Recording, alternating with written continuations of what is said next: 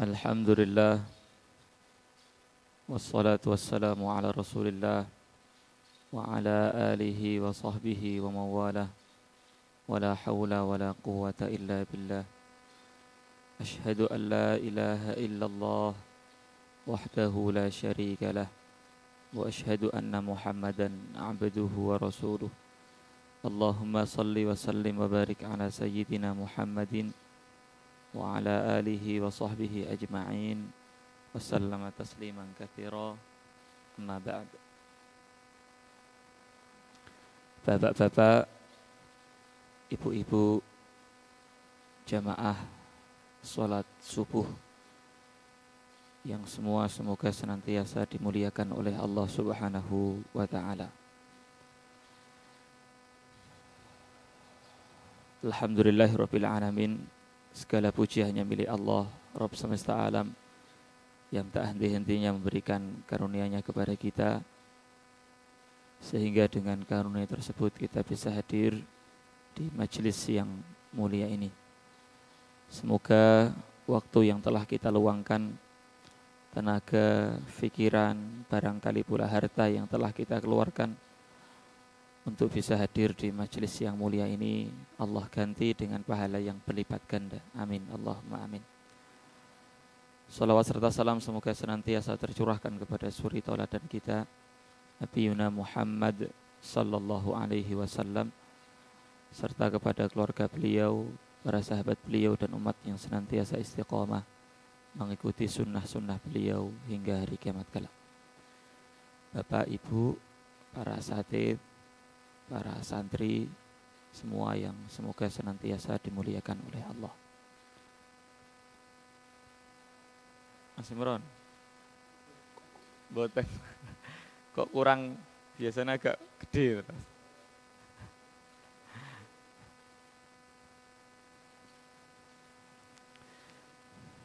Baik, jamaah yang dimuliakan oleh Allah, pada kajian tafsir pagi hari ini kita akan mengkaji satu surat. Niki lebih jelas, Mas. Satu surat dari juz 30. Kita fokus surat-surat pendek mawon. Insyaallah yang akan kita kaji adalah surat Al-Qari'ah. Surat Al-Qari'ah. Banyak di antara kita yang hafal, insyaallah semua yang hadir di sini hafal surat Al-Qari'ah. Cuman terkadang apa kemudian kandungannya, apa kemudian tafsirnya, itu terkadang kita belum terlalu memahaminya. Maka pagi hari ini kita berupaya untuk memahami apa kandungan daripada surat Al-Qari'ah ini. Sebelum kita masuk ke pembahasan tafsirnya, terlebih dahulu kita akan jelaskan kaitan dengan Makkiyah atau Madaniyah. Surat Al-Qari'ah ini, kalau kita lihat di Al-Quran, maka pasti kita akan mendapati bahwa Al-Qari'ah termasuk Makkiyah. Artinya surat yang turun sebelum Rasulullah sallallahu alaihi wasallam hijrah ke kota Madinah. Pokoknya kalau disebut Makkiyah atau Madaniyah, jangan yang ada di benak kita atau di pikiran kita selalu tempat. Makkiyah berarti di Mekah, Madaniyah berarti di Madinah. Tetapi lebih ke masa atau fase. Kalau Makkiyah itu berarti turun sebelum hijrah, kalau Madaniyah berarti turun setelah hijrah. Matan barakallahu fiik. Dan memang ciri atau nuansa surat Makkiyah itu selalu berbicara tentang keimanan terhadap hari akhir khususnya. Kenapa? Karena memang orang-orang kafir Quraisy itu tidak meyakini adanya hari berbangkit. tidak meyakini adanya hari kiamat. Karena mereka tidak ingin kalau amal yang mereka lakukan, kesewenang-wenangan yang mereka lakukan, kezaliman yang mereka lakukan, itu akan dibalas oleh Allah. Karena konsekuensi meyakini adanya hari berbangkit, meyakini adanya hari kiamat, maka dia siap dengan sadar bahwa setiap perbuatan dia pasti akan dipertanggungjawabkan kelak di hadapan Allah. Maka meskipun kita yakin akan adanya hari kiamat, dan arahnya tentu surat Al-Qari'ah tentang hari kiamat ini, insya Allah saya yakin tentang hari kiamat. Adapun mereka yang enggak yakin kan pantas untuk kemudian diarahkan surat ini kepada mereka. Kita yang yakin terhadap hari kiamat, terkadang keyakinan tersebut lemah atau kurang, sehingga kita tetap saja masih berani melanggar aturan Allah. Maka kalau kemudian kita ingin betul-betul bisa dimudahkan menjauhkan diri daripada apa yang dilarang oleh Allah, maka yang perlu dipupuk, perlu kemudian terus dikembangkan, dibangun, dijaga adalah keyakinan kita terhadap hari kiamat. Karena dengan keyakinan tersebut, maka semakin yakin bahwa setiap perbuatan kita, amal kita akan dibalas oleh Allah. Sehingga kita akan terus merasa diawasi oleh Allah Subhanahu wa ta'ala. Jamaah yang dimuliakan oleh Allah Subhanahu wa ta'ala, itu jadi kaitan dengan makiyah atau madaniyah. Bahkan ulama sepakat Al-Qari'ah termasuk makiyah, karena nuansanya berkaitan dengan peristiwa yang akan kita hadapi kelak di hari kiamat. Kemudian yang kedua, munasabah. Apa sih keterkaitan antara surat Al-Qari'ah dengan surat setelahnya atau surat sebelumnya? Surat setelah surat Al-Qari'ah surat apa? At-Takatsur. Surat sebelum Al-Qari'ah Al-Adiyat. Nah, kita bahas terlebih dahulu tentang munasabah atau keterkaitan hubungan antara Al-Qari'ah dengan sebelum dan sesudahnya. Kalau keterkaitan dengan surat sebelumnya yaitu surat Al-Adiyat, apa keterkaitannya? Baik surat Al-Qari'ah ataupun surat Al-Adiyat itu sama-sama membahas tentang peristiwa yang akan dialami setelah kematian atau setelah datangnya hari kiamat. Di surat Al-Adiyat Allah Subhanahu wa taala berfirman, afala ya'lamu idza bu'thira ma fil qubur wa hussila ma fis sudur. Itu kapan terjadi? Kelak dari kiamat. Al-Qari'ah pun juga membahas tentang peristiwa hari kiamat. Adapun munasabah atau keterkaitan Al-Qari'ah dengan setelahnya yaitu surat At-Takatsur. Kita tahu bahwa At-Takatsur atau makna At-Takatsur adalah bermegah-megahan, bermewah-mewahan atau berbangga-banggaan, sehingga yang mestinya dia lakukan yaitu beribadah kepada Allah akhirnya terlalaikan karena dia berlomba-lomba dalam hal apapun, Pak, bukan sekedar harta, jabatankah, bahkan apapun yang dia miliki itu berpotensi untuk menjadi apa? At-Takatsur.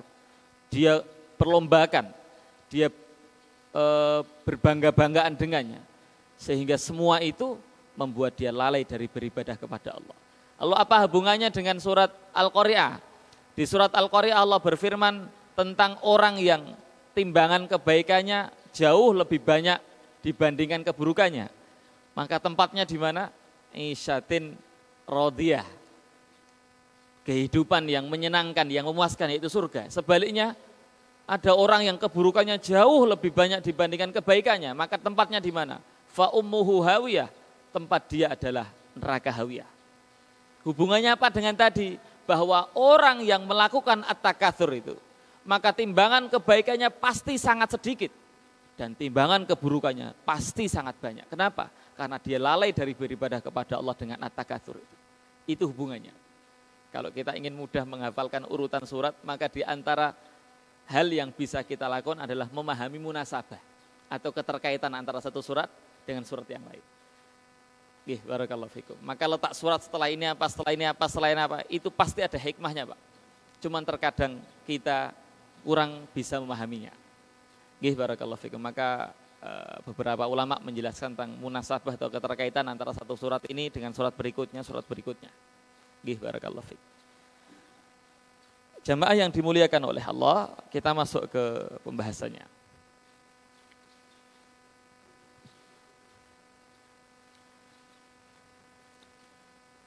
Langsung mawon nggih. Kita baca ayatnya, kemudian kita jelaskan tafsirnya. Biasanya saya baca dulu dari awal sampai akhir. Ini cukup saya baca per ayat, kemudian kita baca terjemahnya, kemudian masuk ke tafsirnya. Berapa ayat nih Pak? Al-Qari'ah? Pinten Pak? 11 nggih. Nggih, memang kalau jumlah ayat dalam satu surat itu kita, termasuk saya pribadi, kurang begitu napa nggih? Kurang begitu memperhatikan nggih Pak. Wong Al-Ikhlas mon dadak ngitung. Al-Ikhlas pira ayate?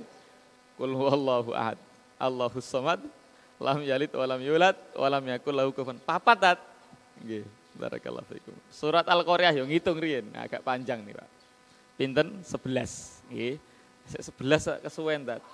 Nggih, mboten. Insyaallah kita bahas singkat-singkat mawon nggih, biar tidak terlalu lama. Ini kalau dibuat kajian 3 kali pertemuan ya mungkin juga nggih Pak. Ini kita buat 1 pertemuan mawon nggih. Insyaallah kita selesaikan.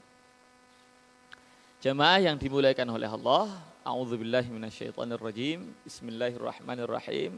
Al-Qari'ah. Jenengan kalau buka di terjemahan Depak, Al-Qari'ah itu maknanya hari kiamat. Hari kiamat. Kalau kita lihat dalam tafsirnya, min asma'i yaumil qiyamah. Jadi Al-Qari'ah itu adalah salah satu nama di antara nama-nama hari kiamat. Kenapa sitat nama hari kiamat itu banyak sekali? Karena peristiwa yang akan dialami oleh manusia itu sangat banyak Pak. Salah kalau kemudian memaknai atau menganggap bahwa hari kiamat itu ketika hancurnya dunia ini, ketika malaikat Israfil meniup sangkakala, itu saja disebut kiamat. Salah Pak. Jadi peristiwa hari kiamat itu panjang sekali. Enggak cuma ketika hancurnya dunia kemudian manusia dibangkitkan. Enggak cuma itu Pak. Tapi awal mulanya itu sampai kemudian ditentukanlah manusia ini tempatnya di surga ataukah di neraka. Baru selesai Pak. Jadi peristiwa kejadian yang sangat panjang itu hari kiamat. Maka namanya banyak. Di Quran kita dapati nama lain hari kiamat. Nama yang paling masyhur hari kiamat apa? Yaumul Qiyamah. Nah, ini yang jadi di terjemahan bahasa Indonesia, hari kiamat. Ini nama yang paling masyhur. Qiyamah itu kan berdiri nggih, Pak. Qoma yaqumu qiyaman. Nah, kum qiyaman kalau kita suruh orang berdiri kan. Qiyaman itu atau di sini tambah tak marbutoh, qiyamah itu berdiri. Kenapa disebut hari berdiri? Karena ketika itu di padang mahsyar manusia berdiri dalam waktu yang sangat lama. Bahkan satu hari di sana itu seperti 50.000 tahun dunia, Pak. Siapa yang kuat? Sehari itu, Pak. Itu bandingannya 50.000 tahun dunia. Begitu berat apa yang kemudian kita akan alami nanti di hari kiamat. Maka disebut yaumul qiyamah karena peristiwa itu seluruhnya kemudian berdiri. Mereka yang dulunya pejabat, mereka yang dulunya kaya raya, mereka yang dulunya kemudian punya kedudukan di mata manusia, di sisi manusia, semuanya akan sama di hadapan Allah, Pak. Tanpa sehelai benang pun yang nempel di tubuh dia, tanpa pakai alas kaki, semuanya telanjang bulat. Berdesak-desakan dari penciptaan dari awal Nabi Adam sampai hari kiamat di satu tempat. Di tempat yang kemudian rata, tidak ada yang cekung, tidak ada yang cembung, semuanya sama, Pak. Maka pantas sangat panas. Saya diberitahu mudir saya, Pak Arif.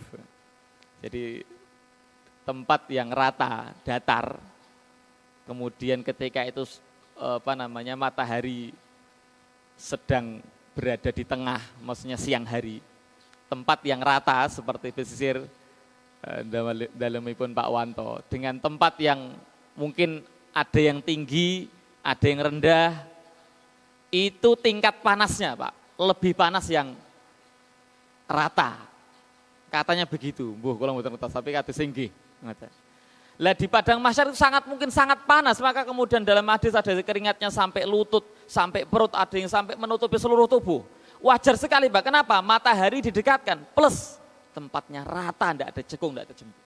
Jadi tidak mungkin manusia kemudian dia mencari tempat untuk berteduh, tidak mungkin Pak. Kecuali orang-orang yang diberikan oleh Allah rahmat sehingga mereka tidak merasakan panas sama sekali. Maka disebut apa? Yaumul Qiyamah, ini nama yang paling masyhur. Ada nama yang lain banyak ya Pak. As-Sakhah. Apa ayatnya di surat apa nih Pak? Abasa gitu. Fa idza ja'atis sakhah. Jadi apabila datang suara yang sangat keras, yaitu hari kiamat. Yauma yafirul mar'u min akhi. Seorang akan lari dari saudaranya, wa ummihi wa abi, bahkan dia akan lari dari bapak ibunya, ibu dan bapaknya. Padahal ketika dia di dunia itu, ibu dan bapak itu tempat dia bergantung, tempat dia menyandarkan ketika dalam banyak masalah, berkeluh kesah, itu ibu bapaknya. Tapi nanti ketika datang hari kiamat, semuanya pun akan lari dari orang-orang yang dia cintai. Wa ummihi wa abi wa sahibati wa bani, bahkan orang pun akan lari dari istrinya, dari pasangan hidupnya, dan lari pula dari anaknya Pak. Maka kondisi itu betul-betul berat. Maka kalau seorang mukmin itu betul-betul memahami akan beratnya peristiwa yang dia akan alami dari kiamat, maka beratnya dia dalam menjalani hidup ini tidak ada apa-apanya Pak. Banyak masalah, silih berganti dari satu musibah-musibah yang lain diangkat anggap ringan. Kenapa? Karena dia di dunia paling hidup 60, 70, 80 tahun. Sedangkan dia hidup di akhirat kekal abadi, tak ada masa untuk berhenti Pak. Maka ketika dia merasakan itu, memahami itu, dia akan merasa menganggap bahwa apa yang dia alami di dunia ini adalah hal yang sangat ringan jika dibandingkan dengan peristiwa dari kiamat. Termasuk pula menjadi motivasi bagi seorang mukmin Pak, agar dia mudah dalam menolong seseorang. Karena dalam hadis disebutkan barang siapa yang memudahkan urusan orang lain di dunia, Allah pasti akan mudahkan urusan dia di dunia dan di akhirat. Termasuk kemudian di akhirat adalah Allah akan mudahkan dia ketika menghadapi peristiwa dari kiamat tadi. Maka kadang kalau kemudian kita berat dalam membantu orang, berat dalam menolong orang, berat dalam memberikan tempo hutang kepada orang barangkali Pak. Ingat dengan beratnya, sulitnya apa yang akan dihadapi nanti di hari kiamat. Maka insya Allah kita akan berusaha untuk meringankan, memudahkan urusan orang lain. Dan itu pasti Pak. Ini kalau kemudian mungkin ada santri sedang malas piket, sedang malas apa, niatkan memudahkan urusan orang lain. Sedang apa, dan itu sifatnya bersama, berat ingin melakukan, coba. Nah, insya Allah ini sebagai motivasi agar kita tidak malas dalam beramal soleh, terutama kaitan memberikan manfaat kepada orang lain, memberikan kemudahan kepada orang lain. Karena kalau kemudian kita beri kemudahan orang lain, pasti Allah akan mudahkan urusan kita nanti di akhirat yang Allah gambarkan begitu sulit. Nama yang lain banyak, Yaumuddin, Yaumul Hisab, banyak sekali. Karena tadi peristiwanya juga banyak macam, enggak cuma satu peristiwa. Nanti jenengan bisa cek di Quran banyak sekali, atom banyak sekali Pak. Berikutnya apa? Mal Qari'ah. Apakah hari kiamat itu? Ayat yang ketiga, wama adroka kamal Qari'ah. Dan tahukah kamu apakah hari kiamat itu? Ini kemudian diulang oleh Allah sampai 3 kali. Agar kemudian kita itu betul-betul menganggap itu suatu yang besar, bukan sesuatu yang biasa mawon. Agar betul-betul kita itu merasa takut akan hadirnya hari kiamat Pak. Tentu bukan hanya sekedar takut, tetapi kita betul-betul mempersiapkan diri untuk menghadapinya itu. Bagaimana tidak takut Pak, sampai Allah menggambarkan di awal surat Al-Hajj. Bismillahirrahmanirrahim, ya ayuhan nasu taqu rabbakum, wahai sekalian manusia, takutlah kalian kepada Tuhan kalian. Inna zalzalatas sa'ati syai'un azim, sesungguhnya keguncangan di hari kiamat itu sesuatu yang sangat besar. Yauma tarawnaha tadhalu kullu murdi'atin amma arda'at. Dan ingatlah ketika engkau melihatnya itu, seorang wanita itu pasti akan meninggalkan bayi yang dia susui, pasti itu Pak. Sekalipun di dunia begitu cinta kepada bayinya, ketika hari kiamat maka dia akan melepaskan yang dia susui. Yauma tarawnaha tadhalu kullu murdi'atin amma arda'at wa tada'u kullu dzati hamlin hamlaha. Setiap wanita yang hamil Pak, pasti akan keguguran. Gugur Pak bayinya langsung. Wa tada'u kullu dzati hamlin hamlaha wa taron nasa sukara, dan engkau melihat manusia itu dalam keadaan mabuk. Wa mahum bisukara, padahal mereka enggak mabuk Pak. Kenapa begitu? Walakinna adzaballahi syadid, akan tetapi ketika itu Pak, azab Allah begitu pedih. Bahkan anak kecil pun langsung bisa berubah. Saking beratnya ketika itu Pak. Bahkan dalam ayat yang lain itu disebutkan ketika itu orang kafir itu wajahnya zurqa, biru Pak.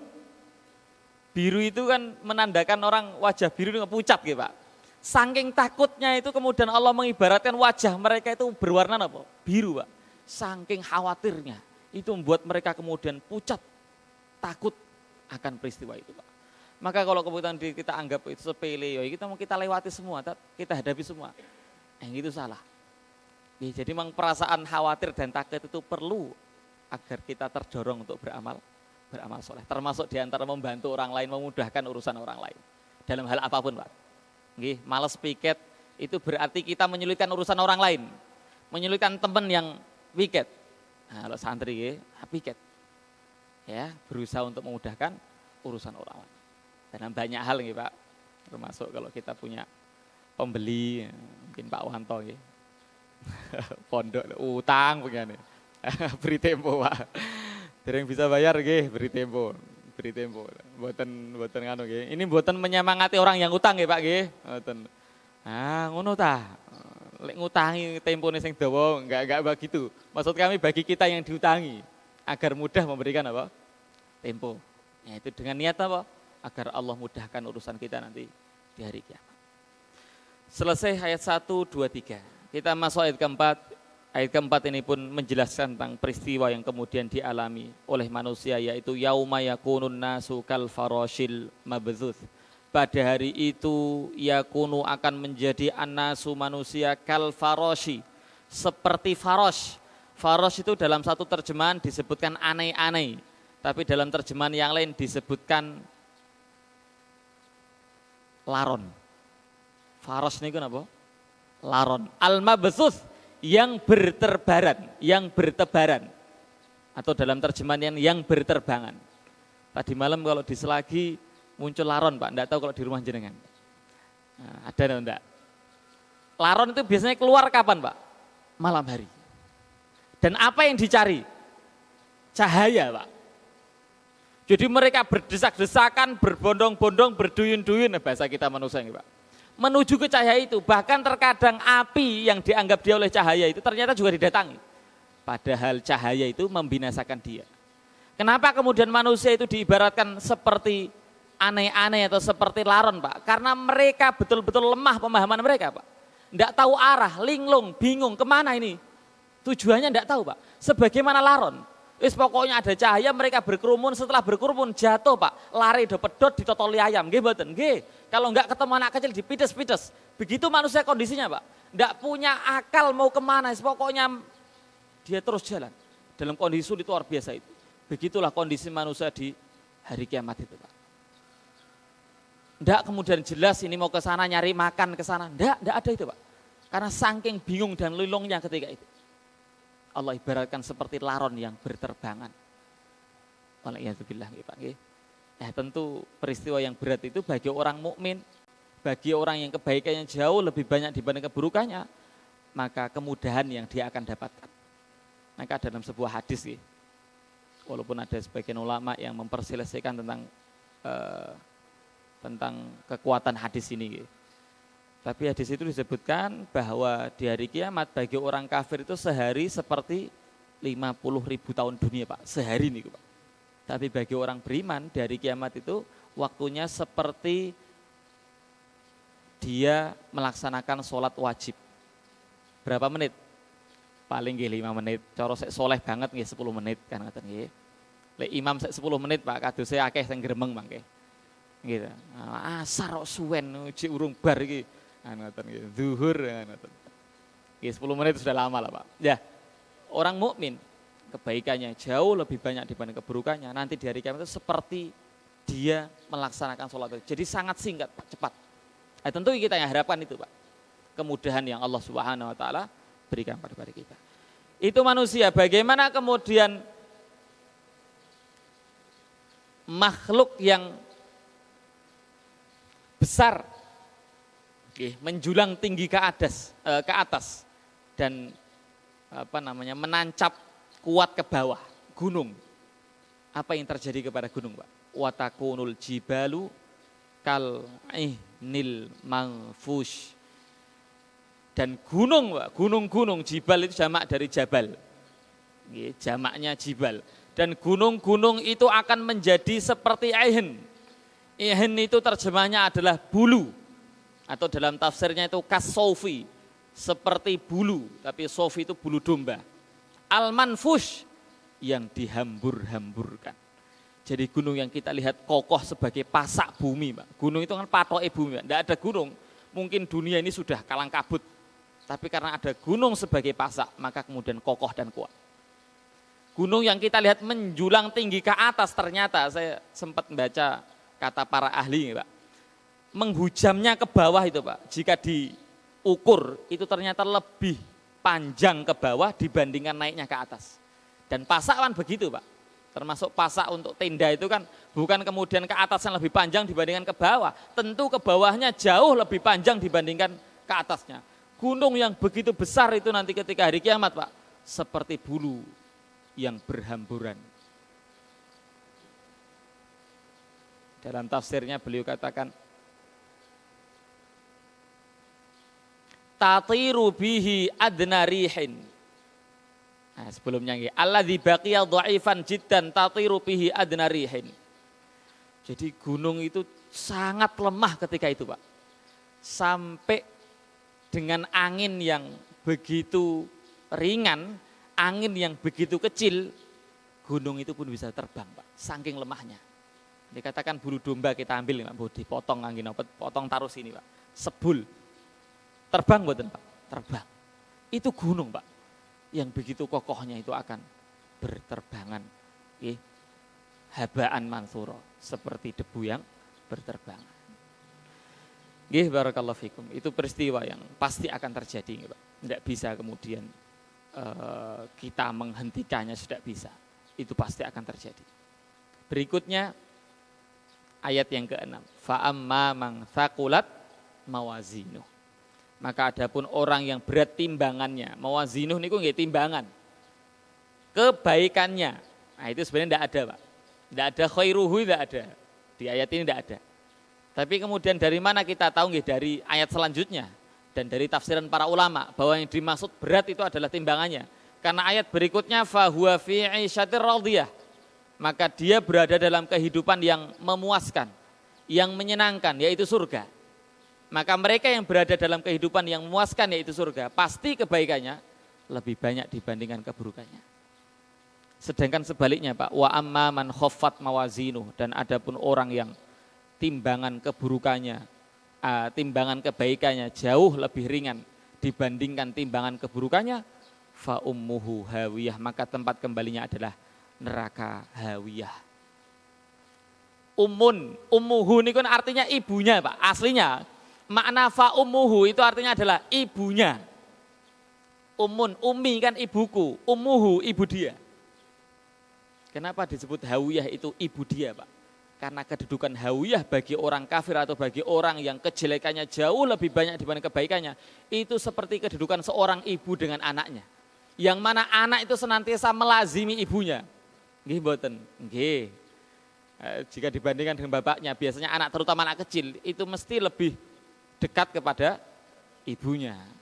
Karena ibu punya sesuatu yang tidak dimiliki oleh seorang bapak. Itu, dan itu memang pemberian dari Allah. Karena seorang anak itu pasti melazimi ibunya. Sama seperti itu, Pak. Orang kafir itu melazimi neraka sebagaimana seorang anak kecil melazimi ibunya. Itu satu tafsiran. Kalau tafsiran yang lain, waqila inna makna dzalika fa ummu dimaghuhu hawiyah finnar. Makna yang lain adalah ummu, maksudnya adalah dimaghuhu, ngapunten, otak dia, Pak, itu berterbangan di neraka hawiyah. Hawiyah itu kan hawa, berterbangan. Jadi orang itu dilemparkan neraka, Pak, bukan kaki dulu, Pak, tetapi kepala, maka otaknya kemudian berterbangan di hawiyah. Itu bagi mereka yang kebaikannya jauh lebih sedikit dibandingkan keburukannya. Maka yang pastinya itu Pak, yang pasti itu setiap kita pasti melakukan keburukan. Setiap kita itu pasti punya dosa. Nggih napa mboten? Nggih. Enggak ada orang suci dari dosa, Pak, kecuali para nabi. Kita itu enggak ada yang suci dari dosa. Ngeten. Bahkan kalau ada orang kemudian dia ngerso awake, Pak, memperhatikan dirinya agar tidak jatuh kepada dosa dari pagi sampai sore. Malam pun mboten tahan untuk menjaga lisan, Pak. Ketemu tonggone. Yu alhamdulillah bareng esok tekan sore loh. Ulo sanggup ora ngomong ke tonggoku. Niku nggih dosa. Kenapa? Barangkali karena muncul itu kata itu karena apa? Karena bangga ngoten loh.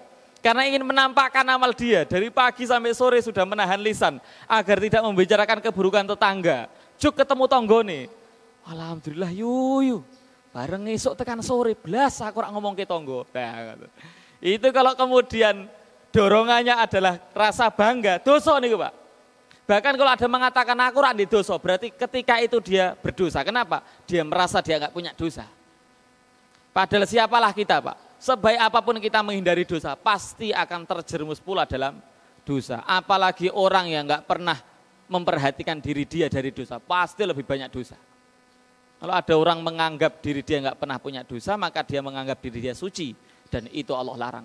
Kata Allah, fala tuzakku anfusakum huwa a'lamu bimanittaqo. Jangan kalian menganggap diri kalian suci, karena Allah lebih tahu siapa yang lebih bertakwa di antara kalian. Jangan menganggap kita paling takwa, jangan pernah menganggap kita paling suci. Enggak Pak. Sudah cukup kita merasa banyak dosa, itu sudah sebuah ketundukan kepada Allah Pak. Sebuah kerendahan hati kepada Allah Pak. Jadi jangan justru merasa kita banyak kebaikan, sedikit dosa. Tapi justru sebaliknya kita merasa banyak dosa dan sedikit kebaikannya. Agar kita terus termotivasi untuk beramal soleh sekecil apapun. Bapak Ibu yang dimuliakan Allah, para santri dan asatid yang dimuliakan oleh Allah. Baik, maka ada solusi dari Nabi Pak. Karena kita yakin banyak dosa, kata Nabi, ikutilah dosa itu dengan kebaikan. Kata Nabi setelah mewasiatkan kepada kita untuk bertakwa, berikutnya apa? Wa'at bi'is sayyi'atal hasanata. Apa faedahnya Pak? Tamhuha. Kebaikan yang kita lakukan setelah kita melakukan keburukan, itu akan menghapuskan keburukan-keburukan itu Pak. Maka kalau kemudian kita berat menghindari maksiat, lek bakdo maksiat, jangan bangga. Tetapi apa? Segera ikuti dengan kebaikan. Ngapunten, dari pagi sampai sore, sing didelok sing ayu-ayu. Ngapunten, sing bening-bening, mboten santri yang delok yo, koncone yo buluk, yo gudiken yo kan gitu ya. Insyaallah aman. Nah, kita yang mungkin kerja di luar dari pagi berangkat di perjalanan sing ketok yo sing bening-bening tok. Ndek ngomah sing sepet tat, bening-bening. Maka sampai rumah wae maghrib, bakdo maghrib jangan lihat bening-bening meleh, delok TV. Waduh, yo bening meleh sing dilihat ngoten lho. Sponsor kopi luwak. Ngertos. Lek di rumah saya enggak punya, tapi di rumah Kalongan Pak, rumah Bapak Ibu punya. Nah ini udah sponsor yang ditonton kayak kopi luwak. Ngertos ya, pemeran kopi luwak ya saya tahu lagi. Barakallahu fikum. Bakdo maghrib yang dilihat Quran gantian Pak, biar dari pagi sampai sore yang dilihat bening-bening, di rumah yang dilihat apa? Quran. Kok ngapunten mungkin kasus yang lain, kita kepotok di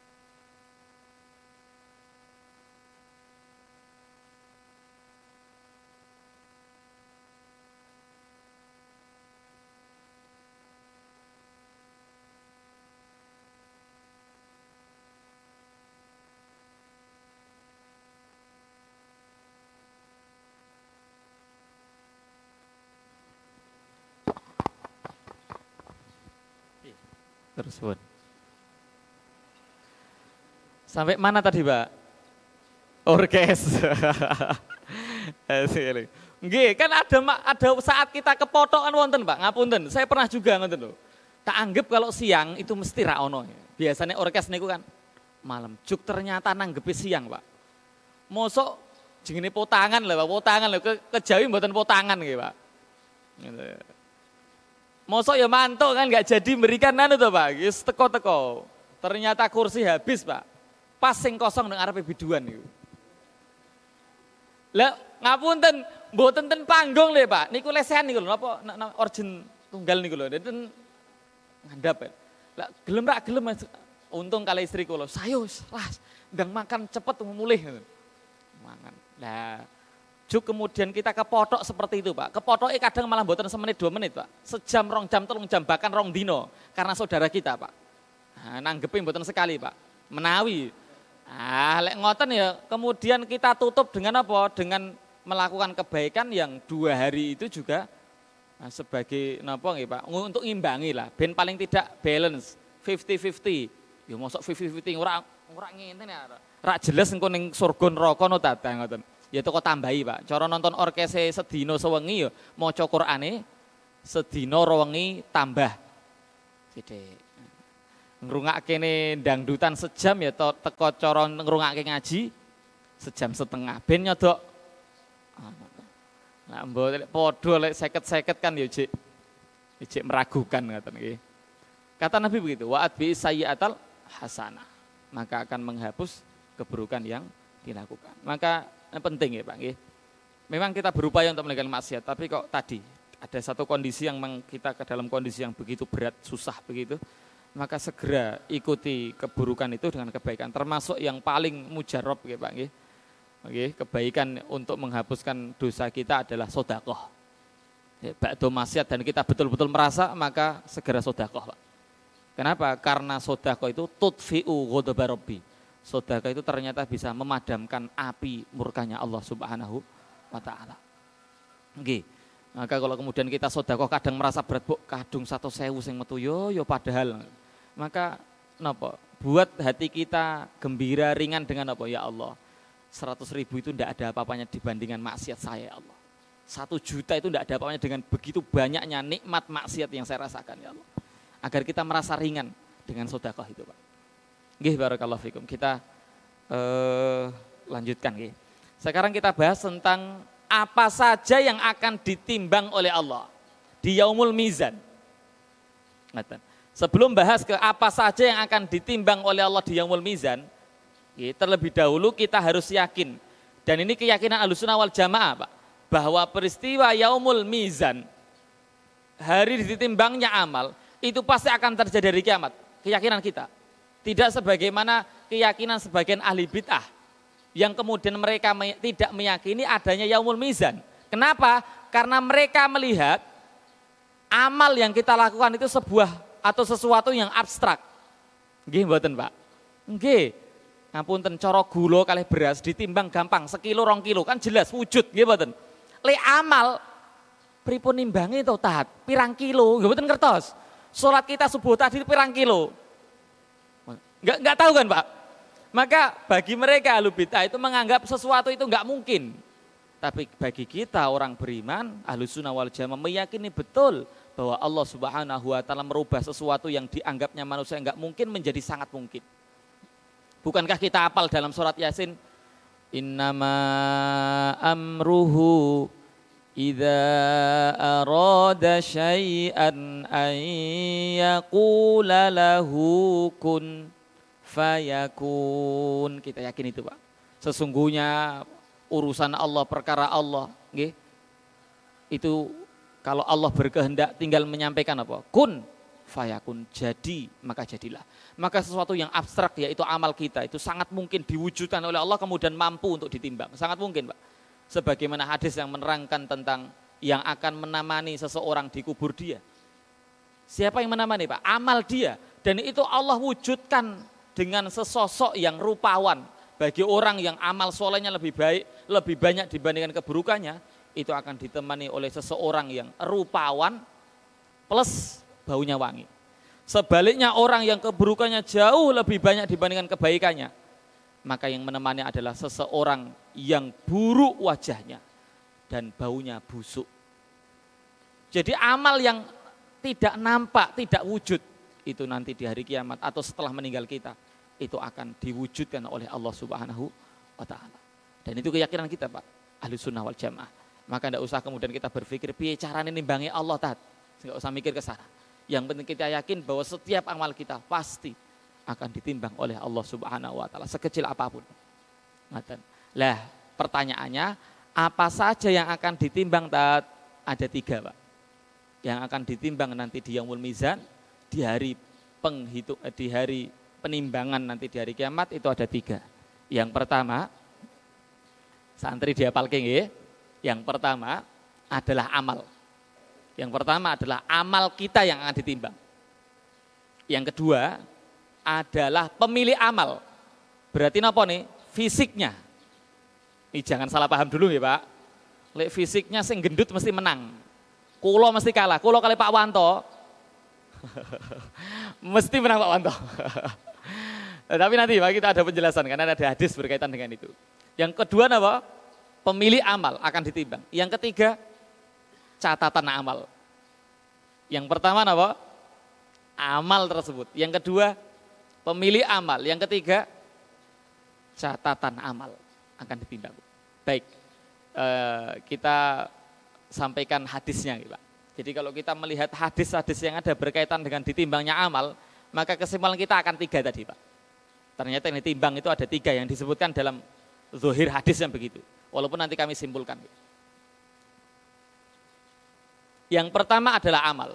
Amal ini kan mencakup zikir yang dilakukan oleh lisan, termasuk pula amal hati, termasuk pula perbuatan anggota badan.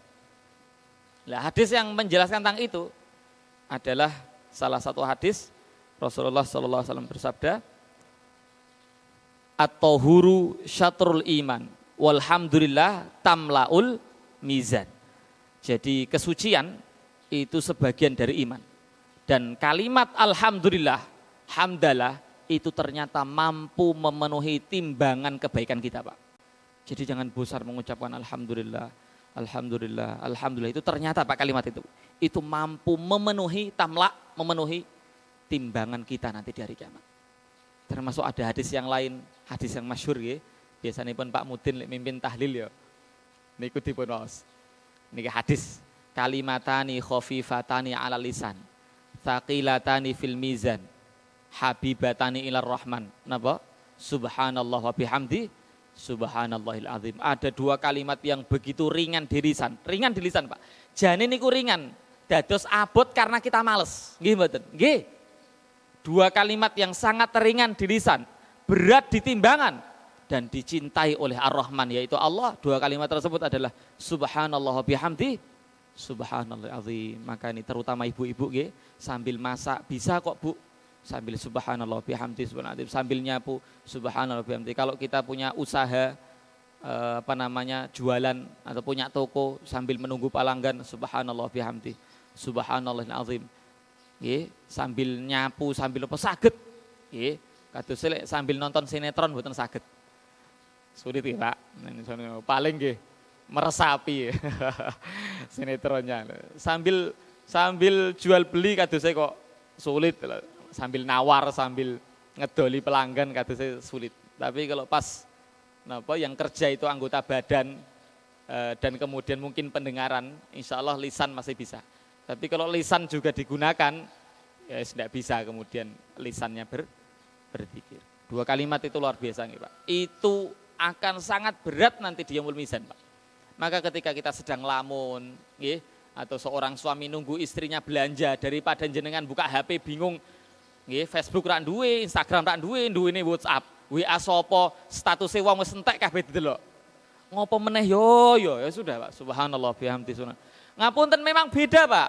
Laki-laki itu belanja paling mentok 20 menit pun bosen. Ibu-ibu, Pak, 2 jam jenengan jarke, Pak. Kuat ngoten lho. Sik jeneng ayo ta, Bu. Niku yo tesih kuat, nggih mboten? Nggih, memang beda, Pak. Maka daripada jenengan sakit hati, ya kesempatan. Mungkin istri saya memberikan kesempatan agar banyak zikir. Ya sudah zikir. Subhanallah bihamdi. Subhanallah azim. Jenengan ten lampu merah, Pak, bingung ya. Ini kan 60 detik, 70 detik. Ada yang 60, ada 70. Ngoten. Daripada jenengan bingung lamun, lihat samping kanan ada PCX, samping kiri ternyata NMAX, motor jenengan Supra X. Rak malah bingung tuh, Pak, mboten syukur, Bu. Ya Allah, motor ya Supra X rak berubah. Daripada ngoten lah usah lihat, Pak. Lebih baik zikir subhanallah bihamdi subhanallah. Itu akan memberatkan timbangan kita yang mizan, Pak. Nggih, barakallahu fiik. Maka yang pertama yang akan ditimbang apa? Amal kita, Pak. Termasuk ada disebutkan hadis akhlak yang baik itu paling berat nanti ditimbangan. Nggih, selesai. Yang kedua napa wau ingkang ditimbang? Fisik. Pemilih amal ingkang ditimbang.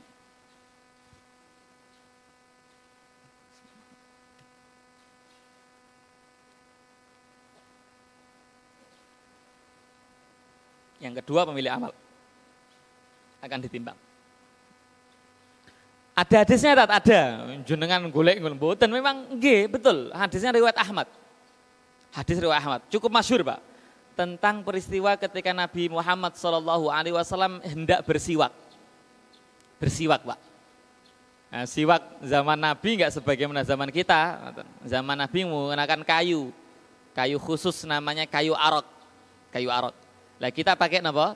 Sikat gigi kali odol. Walaupun ada sebagian tetap istiqomah menggunakan kayu arok. Nggih, monggo. Kalau pakai sikat gigi kali odol niku sunah tak? Sunah. Kalau ada yang mengatakan pakai sikat gigi dan odol ndak sunah, pemahaman yang tersesat. Nggih. Pakai sikat gigi dan odol itu pun sunah. Kenapa? Karena tujuan intinya yaitu bersihnya gigi tercapai. Nggih mboten? Nggih. Walaupun tetap menggunakan kayu arok tadi atau siwak itu lebih utama. Kenapa? Karena ngeplek nyuntuh Nabi Muhammad SAW. Tetapi inti siwak adalah membersihkan gigi. Pakai segala apapun yang bisa untuk membersihkan gigi boleh. Ini disebutkan dalam kitab At-Tibyan oleh Imam Nawawi. Jadi membersihkan gigi itu boleh menggunakan sesuatu apapun yang kasar tapi Pak. Termasuk menggunakan kayu apapun Pak yang bisa untuk siwak. Tapi jangan coba-coba nih Pak, gopring. Malah geteh kabeh to Pak. Kayu maoni, Bok. Lek ten Jawa ya cara nyodok mending kayu sing empuk, kayu randu kadose nggih. Napa-napa sengon napa-napa nyodok empuk, Pak. Monggo Kak. Santri coba ora duwe kayu siwak tat. Golek ngubung-ngubung apa ya sing cocok. Lek sepet nyodok cocok, Pak. Nggih, sepet niku kelapa saya. Tapi lek nah termasuk yang dipersilahkan ulama itu kalau menggunakan tangan yang kasar. Tapi mboten tangane santri, tangane ustad itu mesti lembut-lembut. Termasuk tangan kula niku. Karena enggak pernah digunakan untuk cekelane Quran, cekelane nggih, pulpen barangkali buku ngoten. Tangane sing kasar ya tangane ngapunten mungkin tangane tukang kayu, tangane tukang batu. Nah itu masih masuk, Pak. Nah ini dipersilakan ulama. Tapi yang rojih, yang kuat adalah kalau tangan kasar itu ketika itu enggak ada alat yang lain, maka boleh, Pak. Maka kampunten kalau ada santri yang tangannya halus-halus itu, juk masuk kamar mandi lupa membawa sikat gigi, wayahe wudu sebelum subuh, mulutnya bau, nggo tangan, srek, itu ndak dianggap siwak. Tapi lek tangannya bapak-bapak ingkang kasar, tadi tukang manol, tukang anu kasar Pak, nah itu masih dianggap siwak. Ketika ndak ada alat yang lain. Bahkan boleh pakai ujung kain Pak. Lah maka kalau santri ndak punya tadi sikat gigi, pakainya kain baju. Diutel-utel bersiwak. Lho nggih, daripada ndak siwak, ndak dapat sunah, maka siwaknya Pak, doniku dicuci. Nah, ketok kancane teles kok kapake. Pakaianmu. Nggo siwak gitu. Boleh, Pak. Oke, jadi jangan katakan kalau pakai sikat gigi, pakai yang lain itu ndak sunah. Pemahaman tersesat.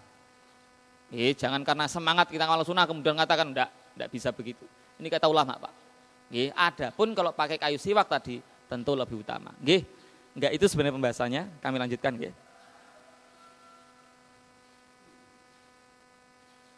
Sampai mana tadi? Beliau hendak bersiwak. Akhirnya kemudian salah seorang sahabat yang mulia yaitu sahabat Ibnu Mas'ud radhiyallahu anhu menawarkan dirinya untuk apa? Untuk mengambilkan siwak, kayu siwak. Maka kemudian beliau naik pohon, Pak. Dengan segala keterbatasan beliau naik pohon, Pak. Setelah sampai atas, qadarullah angin berhembus dengan kencangnya. Ketika angin berhembus itu, Pak, pakaian beliau tersingkap. Lalu nampaklah betis beliau yang lebih kecil jika dibandingkan dengan orang lain. Jadi ngapunten, Pak. Betis Ibnu Mas'ud radhiyallahu anhu itu sangat kecil, Pak, jika dibandingkan dengan umumnya manusia. Maka betis yang kecil itu tersingkap dan terlihat oleh para sahabat yang berada di bawah, Pak. Sahabat karena punya sifat manusiawi, Pak, langsung sontak ngapunten, tertawa. Maka kemudian Rasulullah pun marah nih Pak. Dan kemudian bertanya kepada para sahabat tadi, apa yang membuat kalian tertawa? Maka kata para sahabat, karena kecilnya betis beliau wahai Nabi. Maka kemudian Rasulullah menasihati para sahabat dengan mengatakan, sesungguhnya dua betisnya Abdullah atau Ibnu Mas'ud radhiyallahu anhu, jika ditimbang nanti di timbangannya Allah Subhanahu wa taala, itu lebih berat dibandingkan gunung Uhud. Masya Allah Pak. Jadi fisik beliau betis yang sangat kecil itu jika dibandingkan gunung Uhud Pak, jeglek. Lebih banyak, lebih besar, lebih berat betis beliau. Masya Allah. Termasuk ada hadis ya. Kalau tadi riwayat Ahmad ya Pak. Kalau ini Bukhari Muslim berarti sahih. Rasulullah SAW bersabda, innahu la ya'ti yaumal qiyamah ar-rajul al-azim as-samin. Sesungguhnya dari kiamat nanti akan datang salah seorang yang punya badan yang besar dan gemuk Pak. Samin itu artinya apa? Gemuk. Samin pakai sin, saminun itu artinya gemuk. Nanti dari kiamat Pak, ada orang yang datang badannya besar gemuk pula Pak. Wis tinggi besar gemuk. Tapi ternyata apa? La yazinu indallah janaha ba'udah. Ternyata setelah ditimbang itu lebih berat, atau kemudian pakai bahasa lain tidak melebihi seberat sayapnya seekor nyamuk Pak. Jadi badan yang gemuk dan besar itu ketika ditimbang ternyata lebih berat sayap seekor nyamuk. Maka kita yang mungkin hari ini kurus dan kecil kemudian kerempeng, ngaten nggih Pak nggih, atlet nggih, antara tulang dan kulit, enggak usah khawatir karena yang ditimbang enggak itu Pak. Tetapi amal, sangat mungkin orang yang kurus kemudian timbangannya jauh lebih berat dibanding yang gemuk. Sebaliknya mungkin ada orang yang gemuk tapi amalnya tak punya. Itu nanti sangat ringan, bahkan dengan sayapnya seekor nyamuk pun tetap kalah. Maka intinya kami simpulkan, intinya adalah amal soleh. Jadi semakin banyak amal soleh kita, maka akan semakin berat timbangan kebaikan kita nanti kelak. Itu yang kedua, fisik atau pemilik amal soleh itu akan ditimbang. Yang ketiga Wow? Catatan amal. Ini agak panjang hadisnya, saya tidak hafal. Tak bacakan hadisnya nggih. Duh, jangan 544 Pak. Kamu lanjutkan nggih Pak? Enggak apa-apa nggih? Nggih, lek santri teko lanjut tapi semoga enggak ngurangi waktu liburan. Sabar ya. Ada futsal. Enggak ada kan? Futsalnya sudah pekan lalu kayaknya hari Sabtu. Yang STTP. Ini ada hadisnya cukup masyhur Pak. Hadis tentang bitokoh. Oh nggih, jenengan disebut hadis bitokoh, insya Allah pernah dengar ini. Hadis bitokoh Pak. Bitokoh itu artinya apa? Kartu. Jadi ada hadis tentang kartu. Tapi jangan bayangkan aneh-aneh nggih. Yang ahli judi malah ahli ahli jebek niku kartu napa? Kartu as malah nggih, mboten niki. Niki kartu yang setiap mukmin pasti punya kartu ini Pak. Kata Nabi Muhammad SAW, innallaha azza wa jalla yastakhlisu rajulan min ummati ala ru'usil khalaik yaumal qiyamah. Sesungguhnya nanti di hari kiamat Pak, Allah itu akan memilih satu orang dari umatnya Nabi Muhammad SAW dihadapkan ke seluruh manusia Pak. Jadi yang dipilih hanya satu dari umat Nabi Muhammad. Hadis ya, kalau yang ini riwayat Ahmad dan disahihkan oleh ulama. Saya lupa tadi, ulama isnad tapi dia kan ulama. Ini hadisnya sahih. Fayan syuru alaihi tis'atan wa tis'ina sijilan. Setelah orang itu dihadapkan ke seluruh manusia Pak, satu orang itu Pak. Kemudian dibukakan untuk dia 99 catatan. Satu catatan, itu kata hadis ini, kullu sijilin maddal basar. Satu catatan dari 99 catatan itu Pak.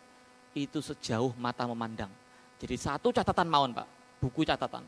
Itu banyaknya jauhnya Pak, sejauh mata memandang, saking banyaknya.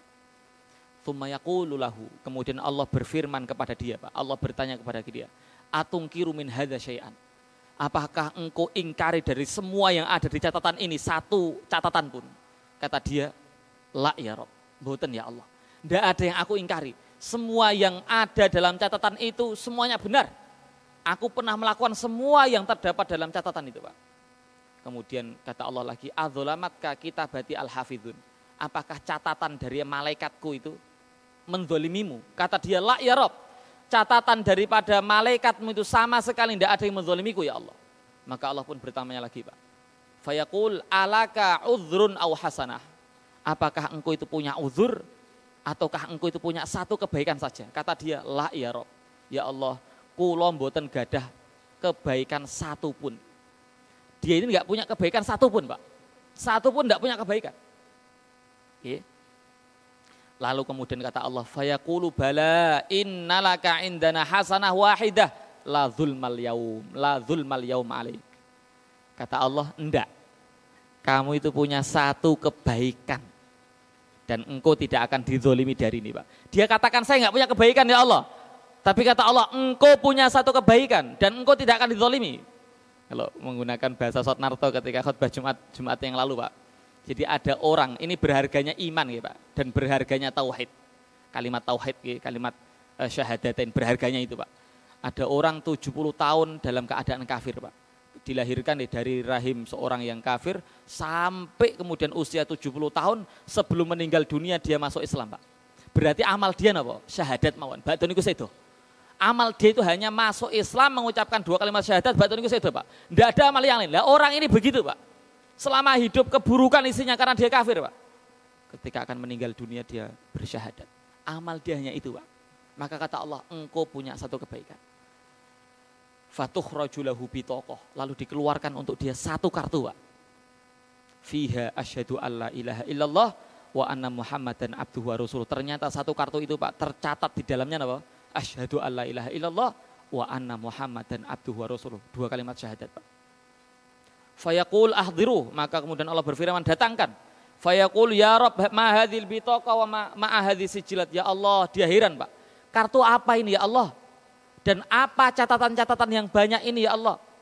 Fayuqal, lalu kemudian dikatakan untuk dia Pak, innalaka la tudzlam, sesungguhnya hari ini engkau tidak akan dizalimi. Qala, lalu kemudian dikatakan fatudhu asijillat fi kaffatin. Kalau kemudian timbangan biasanya kan ada 2 timbangan, ada 2 daun timbangan ya Pak. Kanan kiri. Lalu kemudian di timbangan itu, yang di timbangan yang satu, daun timbangan yang satu itu diletakkan catatan-catatan amal dia yang 99 tadi, yang isinya keburukan tadi Pak. Lalu kemudian fatoshat asijillat, ternyata catatan amal yang begitu banyak 99, yang satu catatan itu sejauh mata memandang itu sangat ringan Pak. Wathaqulat albitokoh, ternyata lebih berat albitokoh tadi Pak. Kartu yang tertulis asyhadu alla ilaha illallah itu lebih berat lagi Pak di timbangannya Allah. Sehingga kemudian jeglek lebih banyak, lebih berat kartu tadi. Maka kemudian hadis ini ditutup, wala yathqul syai'un bismillahirrahmanirrahim, maka tidak ada sesuatu yang lebih berat dengan nama Allah bismillahirrahmanirrahim, yang maha pengasih dan yang maha penyayang. Maka jangan bosan untuk mengucapkan zikir, melafadzkan zikir, insya Allah itu akan berat di timbangan kita. Termasuk paling utama apa? La ilaha illallah, asyhadu an la ilaha illallah, wa asyhadu anna muhammadar rasulullah. 2 kalimat tersebut Pak, itu akan sangat berat. Maka hadis ini menunjukkan ngeten Pak, kata Imam Ibnul Qayyim Al-Jauziyah, kata beliau ngeten, setiap orang itu punya kartu bitokoh ini Pak, yang tertulis apa? Asyhadu an la ilaha illallah, wa asyhadu anna muhammadar rasulullah. Syaratnya apa? Iman. Syaratnya apa? Islam. Lek mboten Islam enggak punya kartu ini Pak, karena dia enggak pernah syahadat. Setiap orang yang bersyahadat pasti punya kalimat ini Pak, pasti punya kartu ini. Hanya bedanya ada yang lemah imannya, lemah tauhidnya, ada yang kuat. Maka sangat mungkin ada orang yang dia sudah bersyahadat masuk neraka, mungkin Pak. Kenapa? Karena tauhidnya lemah. Ada pula orang dengan tauhidnya ini langsung masuk surga tanpa merasakan neraka sama sekali. Kenapa? Tauhidnya kuat. Maka yang penting hari ini Pak, pertahankan tauhid kita. Pertahankan tauhid kita, jangan kemudian dicampuri dengan dosa syirik. Ngapunten, dosa syirik itu berat Pak. Maka sampai kemudian Allah berfirman dalam hadis qudsi, ya bena Adam, innaka law ataitani biqurabil ardi khotoya thumma lakoitani la tusyrik bi syai'an. Wahai anak Adam, sekiranya engkau datang kepadaku dengan dosa sepenuh bumi Pak. Dosa niku beratnya sepenuh bumi. kemudian engkau datang kepadaku tidak mensekutukanku dengan sesuatu apapun, tidak syirik kepada Allah, Pak. Maka kata Allah, ataituka biqurabiha maghfiratan. Maka aku akan datang kepadamu dengan ampunan sepenuh bumi. Intinya apa? Jangan syirik, Pak. Kalau sudah syirik berat, Pak. Maka Allah nggak akan mengampuni dosa syirik. Kalau kemudian sampai mati dia nggak bertobat, maka Allah nggak akan ampuni dosa syirik, Pak. Ngampun dan kaitan dengan praktek syirik di masyarakat itu kuat sangat, Pak. Maka kita perlu waspada dan hati-hati. Termasuk di antara syirik niku napa? Sajen. Ten kancilan tasih wonten sajen mboten, Pak? Mboten nggih. Tasih nggih, sami ten selagi nggih tasih, Pak. Di perempatan kadang saya dapati nggih wonten sajen. Ngoten. Itu kadang kalau dinasihati omongan ini, itu sedekah tat. Ditakoki sedekah nggo sinten, Mbah? Yo nggo ayam. Sedekah nggo ayam mendadak ditekok tengah perapatan. Sedekah nggo ayam rak teko wong sedekah ayam kok dekem barang, kendi barang nggo apa ayam niku, Pak. Sedekah nggo uang atat, lho nggo uang kok kok dalan. Lah mending kemudian nyembelih ayam, menyiapkan makanan diberikan ke tetangga niku sedekah estu sae nolak bala sedekah niku, Pak. Tapi lek dokok nggon tengah dalan nggo napa? Lek rak kagem bae ngoten. Bae sinten? Ya penunggu situ ben enggak terjadi apa-apa. Dan niku syirik, Pak. Kenapa? Karena meyakini selain Allah ada yang mendatangkan madharat. Padahal orang beriman yakin manfaat dan madharat tidak akan datang kecuali dengan izin Allah. Kecuali dengan ketetapan dari Allah. Kok kita meyakini selain Allah ada yang bisa mendatangkan manfaat dan madharat, maka di saat itu kita telah melakukan kesyirikan. Ngapunten, Pak, ini pentingnya dakwah kita nggih, Pak nggih. Ya kok sithik, ampun atos kalau ada masyarakat seperti ya kok sithik nggih, Pak. Dengan mau idzu hasanah. Contohnya, Pak, saya pernah dapati ceritanya ini bagus, Pak. Ada orang, dia orang paham, Pak, juk dikon nggawa ayam, kagem acara nikahan. Jenengan ngertos kan? Acara nikahan yang ngelewati satu tempat yang nyodok jarine angker atau jarine butuh. Itu biasanya kan suruh buang ayam. Jenengan nate mireng niki, Pak? Nggih, ngertos lagi. Santri wonten ngertos kados. Nah, orang paham itu dilalekon nggawa ayam, Pak. Nah ini kesempatan, Pak. Dia jarak ngeri. Mboten ditolak, Pak. Ini kesempatan nih ya. Jangan ditolak, Pak. Itu nggawa wae, Pak. Ini kesempatan dakwah loh, jadi cuman caranya nih baik, Pak. Sampai di tempat yang dimaksud, Pak. Dia enggak dibuang, Pak. Tapi jarak golek tukang becak. Golek ana wong, ketemu tukang becak, Pak. Anggek leren. Pak, kagem jenengan sedekah niki kagem jenengan. Diwekke, Pak. Sedekah niki kagem jenengan. Pun jenengan. Lho es Mas, nggih kagem jenengan. Berlalu beberapa tahun, bertahun-tahun berlalu, Pak. Ternyata enggak jadi apa-apa, enggak terjadi apa-apa. Yang sudah nikah ternyata punya anak nggih banyak, nggih sehat-sehat sedoyo. Enggak terjadi apa-apa. Bakdo niku dia datang ke pengantin yang dulu menikah, sekarang sudah jadi pengantin kawak. Ngoten nggih, disampaikan, Kang. Dhisik sing nggo ayam iku aku. Ayame ra tak buak dek kono, tapi tak wekke tukang becak. Lho nyatane kedo sehat to, duwe anak. Jarine lek rak nganu kan kok rak ndek anak, engko ngene, engko ngene, engko ngene. Ora apa-apa kan? Nah, itu di antara metode dakwah yang bagus, Pak. Rak gini-gini to, ngoten. Termasuk metode yang bagus di antaranya adalah kalau ada orang gadah damel. Kemudian teko reng Mbah Dukun, kon geser udane. Napa ken ben udane rak teko pas wayahe gadah damel kan ngoten. Nah, juk udan. Lah ini kesempatan nasihati lho, Mbah, lho Pak, jenengan pun nyapke sajen ben rak udan nyatane udan. Ora mandi to. Nah, mulane udan itu sing ngatur Gusti Allah. Mboten jin iki jin niku. 10.000 jin berkumpul untuk menahan hujan, kalau Allah kemudian berkehendak hujan, pasti akan hujan. Ngapunten ten masyarakat kados niku kathah Pak. Angger arep gadah damel ya teko ring. Ngapunten lek teko ring kiai, teko ring ustad, dianggep dongane luweh mandi, tat, Pak Yai dongake, wayahe kula nyambut atau gadah damel niku ben mboten udan. Dongake angsal-angsal, Pak. Wong Nabi Muhammad ngajari doa kok. Allahumma hawalaina wala alaina, angsal minta agar hujan enggak di tempat kita itu boleh. Tapi dengan cara yang benar. Kok dengan cara tekoreng dukun, nyiapke sajen, pasti itu syirik, Pak. Nggih, barakallahu fikum. Mekaten lah ini tugas kita nih, Pak. Karena kesyirikan itu betul-betul merusak tauhid. Kalau kemudian terus begini, maka tauhid kita bisa rusak. Barakallahu fik, ayat yang berikutnya apa? Wa ma adraka ma hiyah. Tahukah kamu apa itu neraka hawiyah? Berikutnya apa? Narun hamiyah, yaitu api yang sangat panas. Sampai dalam hadis disebutkan api dunia itu satu bagian dari 70 kali lipat panasnya api neraka, Pak. Jadi yang kita rasakan api dunia sampai bisa membuat mendidih air, membuat mateng nasi itu Pak, ngapunten. Itu hanya satu bagian dari 70 kali lipat api neraka, naudzubillah, Pak. Maka kalau kita ingin bermaksiat, ingat apa yang dilakukan oleh Muhammad Ali. Bapak-bapak mesti ngertos Muhammad Ali, petunju legendaris. Itu kata beliau, saya kemana-mana selalu bawa korek api. Ketika aku ingin berzina, ketika aku ingin minuman keras, maka korek itu aku akan bakarkan ke kulitku. Ketika aku tidak kuat panasnya korek itu, bagaimana aku akan kuat merasakan panasnya api neraka. Maka begitu nih Pak. Wong ngapunten jenengan gak ada korek, coba mohon, lah nggak usah korek, lilin. Pas wae mati lampu jenengan coba iseng, jempol niki, kok endure Pak. Orang usah kenal mboten apa angger ndure, jarak berapa senti ngoten. Letakkan, 1 menit kuat Pak? Tidak kuat. Nggak usah 1 menit, 10 detik Pak. Ngelak kipat-kipat, nggih mboten Pak? Nggih Pak.